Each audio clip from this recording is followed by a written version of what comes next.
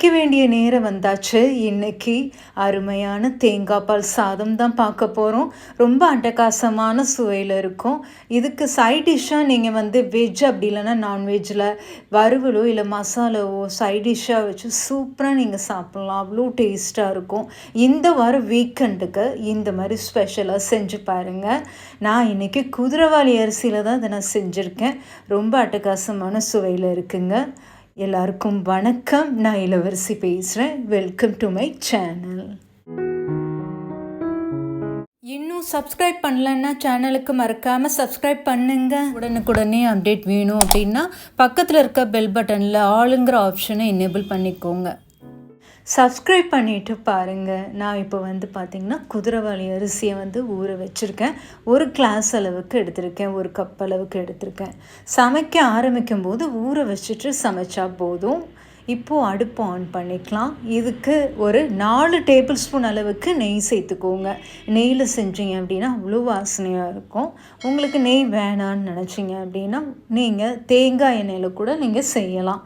அவ்வளோ சுவையாக இருக்கும். இப்போ நான் சீரகம் 1 டீஸ்பூன், பட்டை 1 துண்டு, 3 கிராம்பு, 6 மிளகு, 2 ஏலக்காய், ஒரு பிரியாணி இலை, 2 பிரியாணி இலையெல்லாம் எடுத்திருக்கேன்.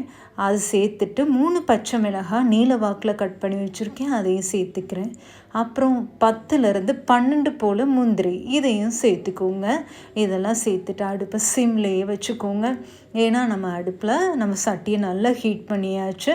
அதனால் நல்லா வதங்கி வாசனை வரும். 1 டேபிள் ஸ்பூன் அளவுக்கு இஞ்சி இந்த மாதிரி நைஸாக கட் பண்ணி இதில் சேர்த்துக்கோங்க. அவ்வளோ சுவையாக இருக்கும். இப்போது இது எல்லாமே பார்த்தீங்க அப்படின்னா ஒரு மிதமான ஒரு தீயில் இது வறுபடணும். அது ஒரு 2லேருந்து 3 நிமிஷம் வறுபடட்டும். 1 கப் அளவுக்கு வெங்காயம், ஒரே ஒரு பெரிய வெங்காயம் நீல வாக்கில் கட் பண்ணி வச்சுருக்கேன், அதை நான் இதில் சேர்த்துருக்கேன். சேர்த்துட்டது கலந்துட்டு உப்பு 1 டீஸ்பூன் அளவுக்கு சேர்த்துக்கோங்க. உப்பு சேர்த்துட்டு ஜஸ்ட் அதை மிக்ஸ் பண்ணி விடுங்க.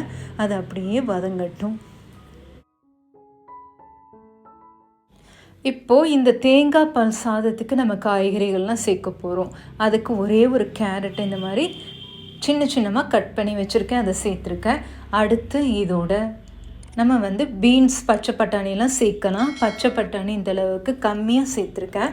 பீன்ஸும் ரொம்ப கம்மியாக தான் கட் பண்ணி சேர்த்துருக்கேன். இந்த காய்கறி மொத்தமே 1 கப்புக்குள்ளே தான் இருக்கும்.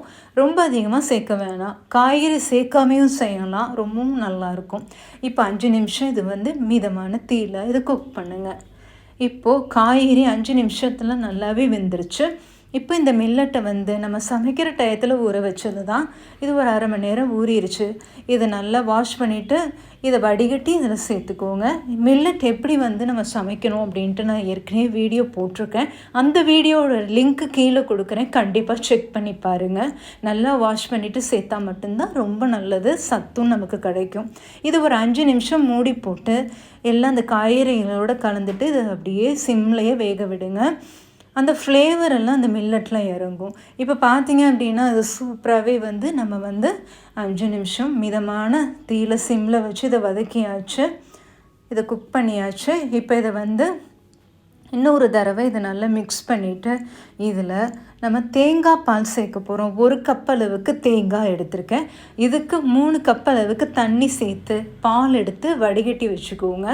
1 கப்பு மில்லட்டுக்கு 3 கப்பு தண்ணி சேர்த்து இந்த மாதிரி பால் எடுத்து வச்சுருக்கேன். இதை அப்படியே அதில் மிக்ஸ் பண்ணிவிடுங்க. மிக்ஸ் பண்ணிவிட்டு அடுப்பை ஹை ஃப்ளேமில் வச்சு குக் பண்ணுங்கள். இந்த தேங்காய் பாலில் அந்த மில்லட் கொஞ்சம் சேர்ந்த மாதிரி வந்ததுக்கப்புறமா நம்ம அடுப்பை மீடியமாக வைக்கலாம். இதில் கொஞ்சமாக கொத்தமல்லி தழை சேர்த்துக்கோங்க. அந்த மில்லட்டும் இந்த தேங்காய் பாலில் சேர்ந்த மாதிரி வரணும். கொஞ்சமாக கொத்தமல்லி தழை சேர்த்துக்கோங்க.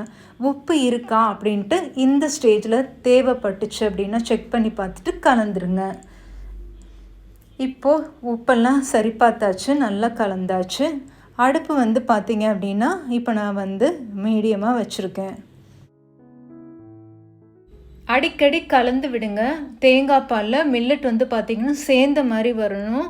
அடிப்பிடிக்காமல் இருக்கிறதுக்கு அடிக்கடி கலந்து விடுங்க. அடுப்பை சிம் பண்ணி வச்சுட்டு க்ளோஸ் பண்ணி குக் பண்ணுங்கள். 5லேருந்து 8 நிமிஷத்துக்குள்ளே குக் ஆயிரும்.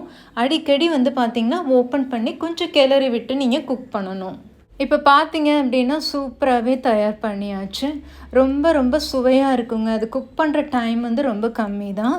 இது சூப்பராக இருக்கும் இந்த தேங்காய் பால் சாதம். இந்த வீக்கெண்ட் இதை கண்டிப்பாக ட்ரை பண்ணி பாருங்கள். ரொம்ப டேஸ்ட்டாக இருக்கும். சைட் டிஷ் எது வேணாலும் நீங்கள் வச்சு சாப்பிட்லாம். அவ்வளோ சூப்பராக இருக்கும். சும்மாவே ப்ளெயினாகவே வந்து இதை சூப்பராகவே சாப்பிட்லாம். தேங்காய் பால் சாதம் எப்படி இருக்குன்னு கொஞ்சம் செக் பண்ணி பார்த்துடலாங்க. பார்க்குறதுக்கே ரொம்ப பியூட்டிஃபுல்லாக இருக்குது. இதை சாப்பிடணும்னு ரொம்ப ரொம்ப ஆவலாக இருக்குது. வாசனை அவ்வளோ சூப்பராக இருக்குங்க. தேங்காய் பாலில் சமைச்ச வாசனை. சாதம் ரொம்ப சாஃப்டாக வெந்திருக்கு. ரொம்ப சுவையாக இருக்குங்க. தேங்காய் பாலோட வாசனை, அந்த சாதம் அவ்வளோ சுவையாக அப்படியே அந்த ப்ளெயின் பிரியாணி மாதிரியே ரொம்ப டேஸ்ட்டாக இருக்குது. ரொம்ப அட்டகாசமான சுவையில் இருக்குது. இந்த வீக்கெண்ட் நீங்கள் கண்டிப்பாக ட்ரை பண்ணி பாருங்கள். நான் செஞ்ச இந்த தேங்காய் பால் சாதம் உங்களுக்கு பிடிச்சிருந்துச்சு அப்படின்னா மறக்காமல் சேனலுக்கு ஒரு சப்ஸ்கிரைப் பண்ணுங்கள். நான் இன்னொன்று சூப்பரான ஒரு ரெசிபி வீடியோவோடு நான் உங்களை சந்திக்கிறேன். தேங்க்ஸ் ஃபார் வாட்சிங்.